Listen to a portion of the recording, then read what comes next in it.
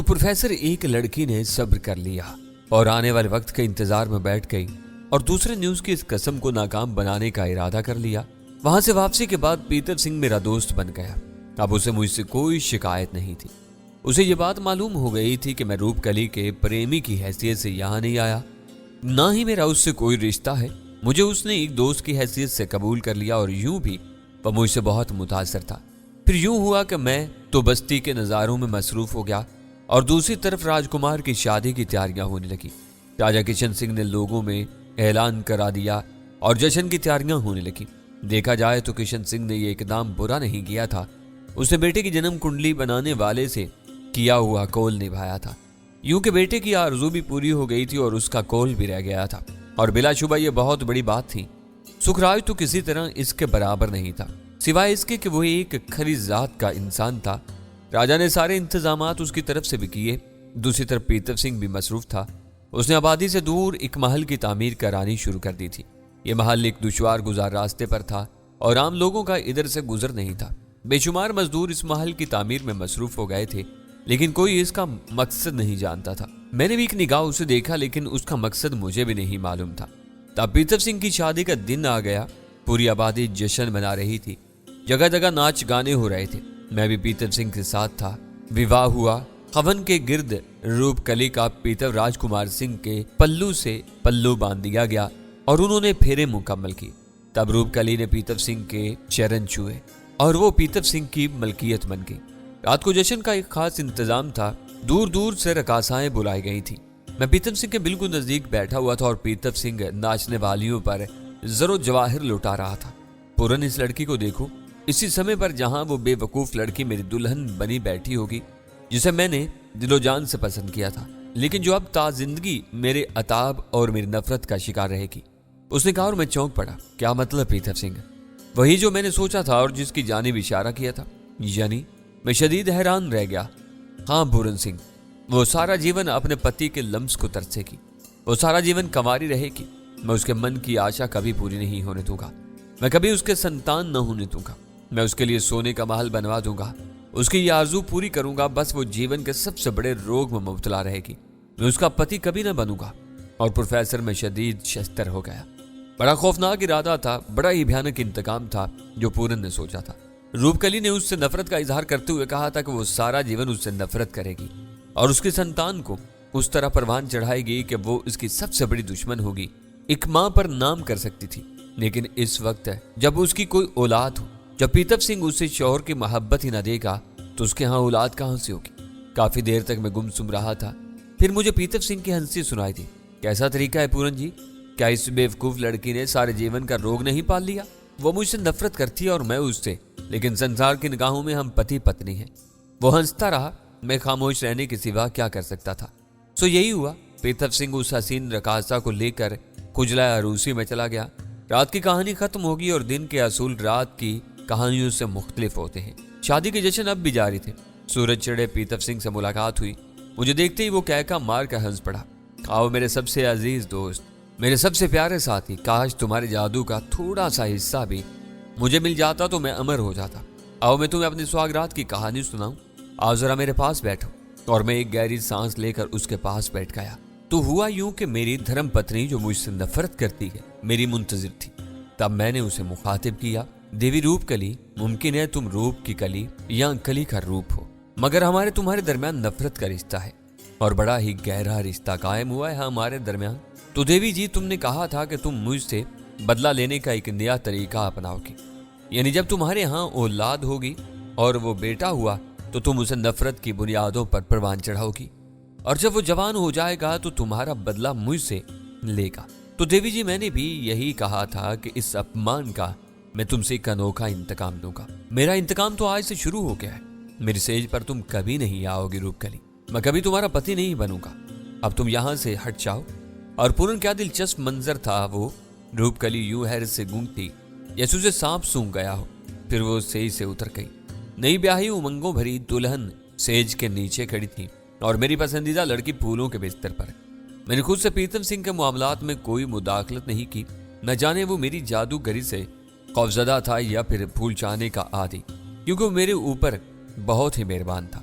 हर रात जश्न मनाया जाता और नई नई रकासाएं तलाश करके लाई जाती। इनमें से कोई रकासा हर रात मेरी मेहमान होती और एक तरह से फिर मैं ताअत्तुल का शिकार हो गया था। यानी लम्हात की तहरीक रुक गई थी और मैं एक मामूल में गुम हो गया था। फिर एक दिन मुझे सुखराज का पैगाम मिला। वो मुझसे मुलाकात करना चाहता था। चुनाचे मैं उसके पास पहुंच गया। सुखराज ने बड़े एहतराम से मेरा खैर मकदम किया था। वापस गौरी जा रहे थे। महाराज, तुमसे मिलने को जी चाह रहा था, आज्ञा दो, उसने कहा। खुश हो सुखराज? मैंने उसे गौर से देखते हुए पूछा। मैं अंदाजा लगाना चाहता था कि रूपकली ने उसे अपनी बदनसीबी की दास्तान सुनाई या नहीं। मेरे सवाल पर सुखराज के होंठों पर मुस्कुराहट फैल गई। भगवान की दया है, रूपकली के बारे में मैंने कभी यह नहीं सोचा था महाराज कि वो मोहल्लों की रानी बन जाए। हाँ, मैंने एक बाप की तरह उसे दुआएं जरूर दी थी। फिर भगवान की लीला न्यारी है, उसने मेरी ये दुआएं इस तरह पूरी कर दी। रूपकली इज्जत से ब्याही गई। एक बाप के मन में सबसे बड़ी आशा यही तो होती है। सो मेरी ये आशा पूरी होगी। अब वापस जा रहा हूँ, बाकी जीवन भगवान की पूजा में बिताऊंगा। रूपकली से मिल लिए? मैंने पूछा। मैंने अंदाजा लगाया था कि रूपकली ने बाप को इस बारे में कुछ नहीं बताया था और अच्छा ही किया था उसने। गरीब सुखराज भला इस सिलसिले में क्या कर सकता था, सिवाय सीने पर जख्म खाने के, और ये जख्म उसकी जिंदगी को जरा जल्दी खत्म कर देते। हाँ, बहुत बार रोजाना सुबह वो मेरे चरण छूने आती है। वो भी खुश है ना? क्यों ना खुश होगी? नारी का घर उसकी ससुराल होती है, वहीं उसे हंसी खुशी सारा जीवन गुजारना होता है। और फिर वो तो बड़ी भाग्यवान है कि उसे इतना अच्छा वर मिल गया। वो क्यों ना खुश होगी? तब मैंने भी खामोशी इख्तियार कर ली। पीतव सिंह बदस्तूर मेरा दोस्त था और हमारी अय्याशियां जारी थी।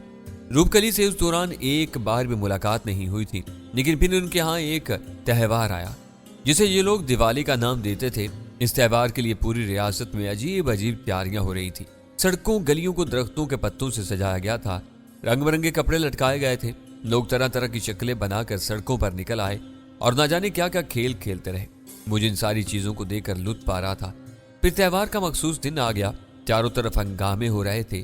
पूरे शहर को दियों से रोशन कर दिया गया था। हर शख्स खुश नजर आ रहा था। इस रात का जश्न भी आम रातों से मुख्तलिफ था। हर शख्स शराब पी रहा था। पीतव सिंह ने तो इतनी शराब पी के होश ही न रहा। उसके बेहोश होने के बाद जश्न खत्म हो गया। आधी रात गुजर चुकी थी, दिए बुझ चुके थे। मैं यूं ही टहलता हुआ महल के एक सुनसान से गोशे की तरफ निकल आया। एक बुलंद जगह थी और यहां से शहर नजर आता था। दफातन मैंने रूपकली को देखा जिसकी पुश्त मेरी जानिब थी और वो खामोश खड़ी दूर तमतमाते हुए सितारों को देख रही थी। मैंने पुश्त की समत से उसे पहचान लिया और मेरे दिल में उसके लिए हमदर्दी पैदा होगी। मैं आहिस्ता आहिस्ता उसके करीब पहुंच गया, लेकिन उसे खबर नहीं हुई। तब मैंने उसे आवाज दी और वो चौंक कर पलट पड़ी। मुझे देखकर उसने अपनी साड़ी का पल्लू सर पर दुरुस्त कर लिया। पूरन महाराज, वो आहिस्ता से बोली। हाँ रूपकली, मैं हूँ। यहाँ कैसे आ गए? उसके अंदाज में किसी कदर घबराहट पैदा होगी। बस यूं ही टहलता निकल आया। मुझे मालूम नहीं था कि तुम यहाँ मौजूद हो, मैंने जवाब दिया। ठीक तो हैं आप? उसे किसी कदर इत्मीनान नसीब हुआ था।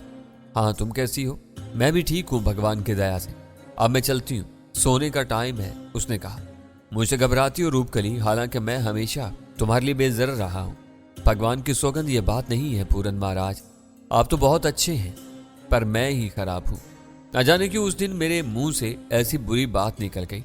आज तक इस पर शर्मिंदा हूँ।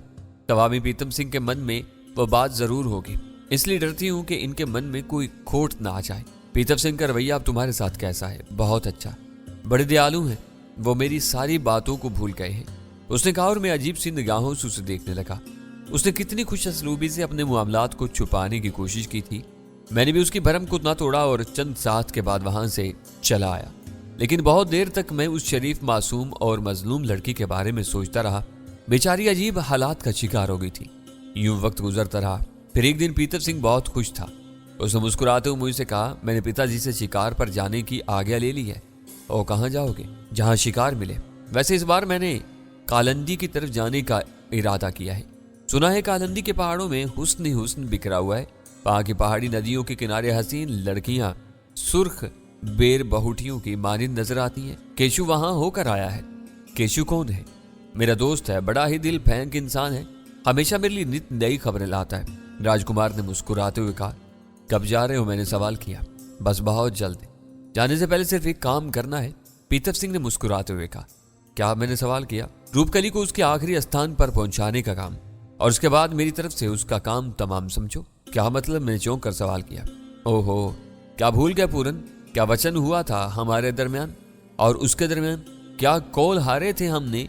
उसने कहा था कि मेरी पत्नी बनने के बाद वो मुझसे बदला इस तरह लेगी कि मेरी ही औलाद को मेरे खिलाफ खड़ा कर देगी। पगली भूल गई थी कि पीतम सिंह किसी एक लड़की के लिए पागल हो जाने वालों में से नहीं है। और महाराज पूरन सिंह, तुम खुद ही सोचो, जब वो मेरे संतान की माता ही नहीं बनेगी तो फिर मेरी संतान मुझसे बदला कहां से लेगी? पर महाराज पूरन सिंह, अब उसे इस महल में भेज रहा हूं जहां वो जीवन के बाकी दिन तड़प तड़प कर काट देगी। मैंने पहले ही कहा था, उसे वहां कोई तकलीफ नहीं होगी, खाने पीने की, पहनने की, सोने की, उठने बैठने की और रहने की।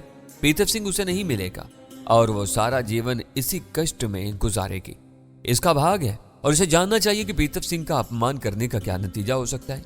उसे मेरा अपमान किया, अब वो सारी उम्र तड़पती रहेगी, हत्ता कि उसकी जवानी ढल जाएगी, उसका सुंदर मुखड़ा किसी खंडर में तब्दील हो जाएगा।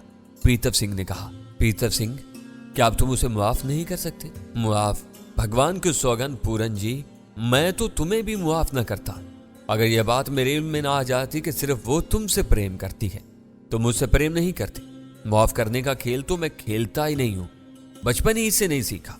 जिससे दुश्मनी हुई उसका काम खत्म कर दिया और उसके बाद चैन की बंसी बजाई। मगर पीतम सिंह, उसकी और तुम्हारी दुश्मनी भी भला कोई दुश्मनी है? अब वो तुम्हारी धर्म पत्नी है। सबसे बढ़कर यह कि वो एक कमजोर औरत है और तुम मुस्तकबिल के होने वाले राजा, और वो बेचारी तुम्हारा क्या बिगाड़ सकती है? यूं भी उसकी कोख से पैदा होने वाला तुम्हारा बेटा भी तो होगा।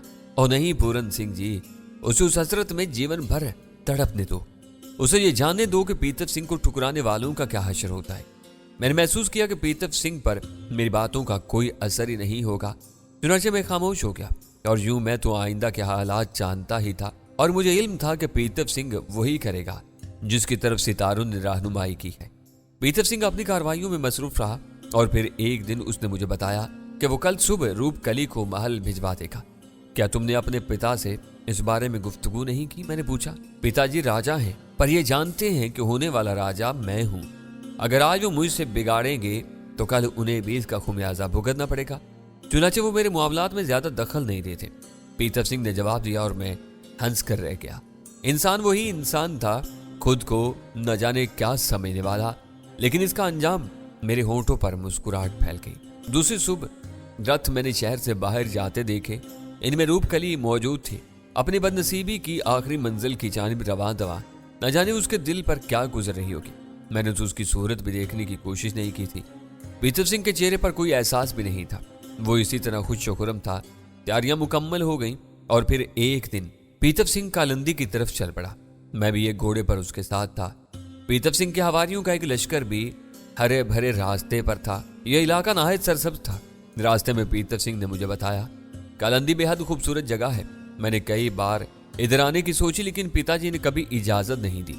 यह इलाका खतरनाक कहलाता है। वो क्यों? दरअसल कालंदी तरखानों का इलाका है और ये कौम किसी की सरबराही कबूल नहीं करती। कालंदी के दूसरी तरफ राजा गुलाब चंद की हुकूमत है, लेकिन जब भी किसी ने तरखानों के आजाद इलाके पर कब्जा करने की सोची, इन्हें मुंह की खानी पड़ी। खुद एक बार महाराज किशन सिंह ने इन पर चढ़ाई की, लेकिन इनकी फौजें पहाड़ी फूल भलियों में फंस कर रह गईं। बहुत से लश्करी मर गए। बचने वालों को लेकर महाराज निकल आए। हम इन तरखानों को अनाज और दूसरी चीजें हर साल देते हैं, और जब भी ये चीजें इन तक नहीं पहुंचती, वो कुर्बजवार की बस्तियों में डाके डालने निकल आते हैं और बड़ी तबाही फैलाते हैं। ओह खूब, ये मैंने दिलचस्पी से कहा। गोया वो हाथियों में शुमार होते हैं। बड़ी बहादुर और मजबूत कौम है। लेकिन पूरन जी, मैं राजा बनने के बाद पहला काम यही करूंगा कि इन तरखानों को ठीक कर दूंगा। और मेरा ख्याल है कि सिर्फ एक काम करने से बहुत से काम बन जाएंगे और इर्द गिर्द के राजाओं पर मेरी धाक बैठ जाएगी और उसके बाद किसी को सर उठाने की हिम्मत ना होगी। लेकिन तुम इन पर काबू कैसे पाओगे? बस देखना, तुम भी अब जीवन भर के साथी हो, कहीं जाकर क्या करोगे? मेरे दोस्त हो, तुम्हें किस चीज की कमी होगी? और फिर तुमसे मशवरे भी तो लेता रहता हूँ। पीतम सिंह ने कहा और मैं खामोश हो गया। लेकिन तरखानों को देखने और इनसे मिलने का इश्तियाक मेरे दिल में भड़क उठा था। सफर जारी रहा और मैं इन इलाकों के हुस्न को सराहता रहा। बहुत सी बस्तियां दरमियान में आई थीं, लेकिन हम इन बस्तियों के करीब से गुजर गए थे और मेरे ख्याल में ये इनकी खुशकिस्मती ही थी, वरना जहां पीतम सिंह रुकता वहां कुछ न कुछ ऐसे जरूर हादसात जन्म लेते। अब पहाड़ी इलाका शुरू हो गया था। इस दौरान हमने सिर्फ 2 जगह कयाम किया था और अब तीसरे पड़ाव की बारी आ गई थी। यह इलाका तहद्दे निगाह सरसब्ज घास में डूबा हुआ था। पहाड़ियों पर बेअंदाजा सब्जा था, कोई पहाड़ी बरहना नहीं नजर आ रही थी। तब सरसब्जो शादाब किते पर खैमे लगा दिए के तरखानों का इलाका शुरू नहीं हुआ अभी? मैंने पूछा। नहीं पूरन, हम पहुंच चुके हैं, बस यहाँ से कुछ दूर तरखानों की सरहद शुरू हो जाती है और इसका निशान एक पुरशोर नदी है जिसे अबूर करना काफी मुश्किल काम है। इस नदी के उस समय तरखाना अपना खराज वसूल करने आते हैं। ओह, मैंने गर्दन हिला दी। लेकिन हमें इस वक्त तो तरखानों की दोस्ती दरकार है। क्या मतलब? मैं इनके लिए बेशुमार तोहफे तहाइफ लाया हूँ, इनके बगैर हम इनसे दोस्ती किस तरह करेंगे? और इसके बगैर तरखान लड़कियां हमारे खैमों में कैसे आएंगी? लेकिन क्या तरखान लड़कियां आसानी से आ सकती हैं? मैंने पूछा। क्यों कैशू, तुम्हारा इस बारे में क्या तजर्बा है? पीतब सिंह ने पूछा। ये तो मैं नहीं जानता महाराज, पर वो बड़ी सुंदर होती, बस ये जानते हो। बहरहाल सुंदर लड़कियों के लिए तो हर खतरा मोल लिया जा सकता है। पीतब सिंह ने मुस्कुराते हुए कहा। तुम्हारा यहाँ से और आगे बढ़ेंगे? कैशू ने पूछा। क्यों नहीं, यहाँ हम क्या करेंगे? हमें नदी के इस किनारे खैमे लगाने हैं और वहां से हम दरिया अबूर करेंगे। मगर तरखान अपने इलाके में दाखिल होने की इजाजत कब देते हैं? हम इनसे इजाजत ले लेंगे, तुम चिंता मत करो कैशू, पीतब सिंह ने कहा। लेकिन कैशू के चेहरे पर तशवीश के आसार पाए जाते थे। फिर शाम को मौका मिलते ही उसने कहा, मुझसे बड़ी भूल हुई महाराज, जीवन भर इस भूल पर पछताता रहूंगा, पर अब तो हो ही गई है। कैसी भूल कैशू? मैंने पूछा। महाराज को यहाँ के बारे में बता दिया। वो जिद्दी हैं, लेकिन मैं चाहता हूँ कि हम दरिया पार न करें। अक्सर दरिया के किनारे लड़कियां स्नान करने आती हैं। किसी समय इनमें से किसी पर हाथ डालकर यहाँ से निकल चला जाए, वरना फंस जाएंगे। ये बात तो तुम्हें पहले ही सोचनी चाहिए थी कैशू। बस पूरन जी, इनाम के लालच में मुंह से बात निकल गई थी। बाद में सोची, पर अब क्या हो, ये तुम्हारा काम है, मैं क्या कर सकता हूँ? कुछ करें महाराज, सब भी कष्ट भोगेंगे, मैं अकेला तो नहीं। देखा जाएगा कैशू, राजकुमार यहाँ आया तो कुछ न कुछ करके ही जाएगा।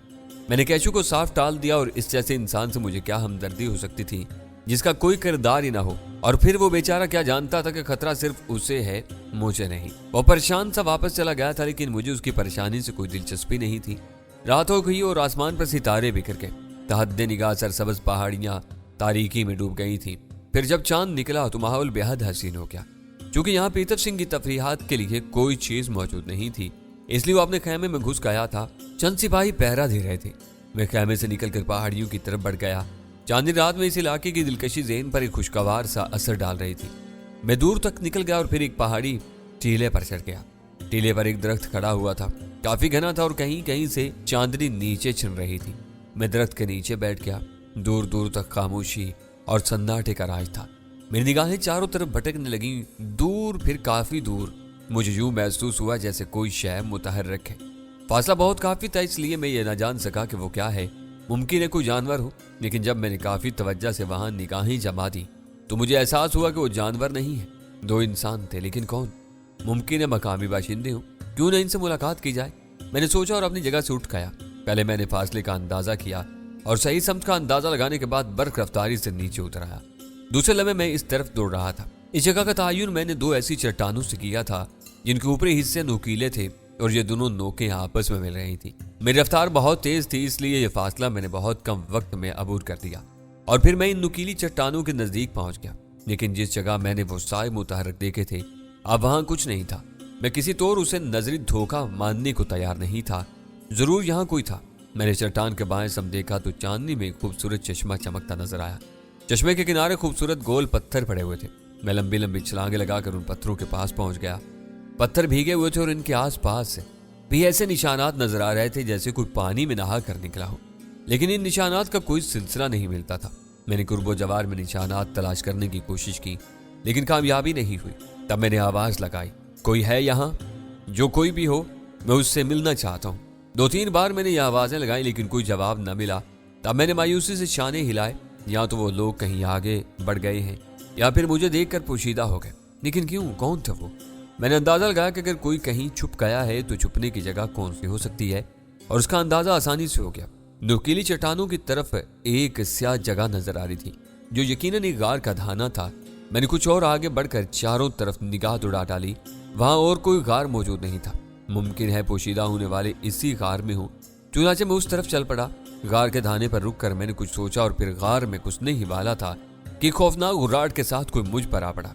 चांद की रोशनी में मैंने एक चमक सी देखी और तलवार मेरे बाएं शाने पर पड़ी, लेकिन उस एक वार पर इक्तफा ना किया गया और ताबड़तोड़ कई हमले हुए। लेकिन इनका जो नतीजा हो सकता था तुम्हें मालूम है प्रोफेसर, और उसका रद्द-ए-अमल भी वही हुआ जो होना चाहिए था। लेकिन सिर्फ एक लम्हे के लिए। दूसरे लम्हे वो तलवार फेंक कर मुझसे लिपटा। जोड़े चिकले बदन का देव हैकल इंसान था, बदन पर मखसूस तर्ज का लिबास पहने हुए था, यानी वो जिस पर हथियार असर न करें उसके चौड़े बाजुओं में काफी कुव्वत थी। और वो अपनी तमाम तर कोशिश इस मस्तरफ कर रहा था कि मुझे जमीन पर गिराकर खंजर से मेरी गर्दन उड़ा दे, लेकिन जरा सी देर में उस पर बौखलाहट तारी होगी और फिर वो किसी कदर परेशान अंदाज में पीछे हट गया। उसे फटी फटी निगाहों से मुझे देखा और फिर कुछ होंठों पर जुबान फेरते हुए इधर उधर देखने लगा। मेरे होंठों पर मुस्कुराहट थी। परेशान होने की जरूरत नहीं, मैं तुम्हारा दुश्मन नहीं हूं। कौन हो तुम? मैं नर्म लहजे में कहा, लेकिन उसके हल्क से आवाज नहीं निकल सकी थी। फिर उसने चारों तरफ देखते हुए पूछा, क्या तुम तन्हा हो? हाँ, इस जगह तन्हा हूं। मेरे दूसरे साथी यहाँ से काफी दूर हैं।